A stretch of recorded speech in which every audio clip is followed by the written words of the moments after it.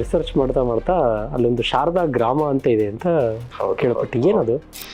ಇದು POJK ಪಾಕ್ ಆಕ್ರಮಿತ ಜಮ್ಮು ಕಾಶ್ಮೀರ ಅಂತೀವಿ.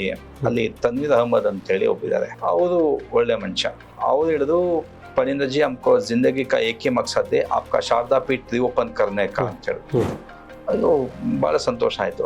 ಆಮೇಲೆ ಹೇಳ್ತಾ ಇದ್ರು ಅಲ್ಲಿ ಶಾರದಾ ಗ್ರಾಮ ಇದೆ, ಹೆಸರು ಚೇಂಜ್ ಮಾಡಿಲ್ಲ. ಗೂಗಲ್ ನೋಡ್ಬೋದು ಕೆಲವರು. ಶಾರದಾ ಗ್ರಾಮ ಅಂತಕ್ಕಂಥ ಹೆಸರು ಅವ್ರು ಚೇಂಜ್ ಮಾಡಿಲ್ಲ, ಇವತ್ತು ಹಾಗೆ ಇದೆ. ಶಾರದಾ ಅಂತ ಹೇಳ್ತಾರೆ.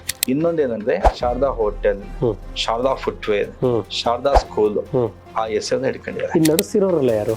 ಮುಸಲ್ಮಾನ್ರೆ. 100% ಮುಸಲ್ಮಾನ್ರೆ. ಅದು ಶಾರದಾಗಿ ನಡ್ಕೋತಾರೆ.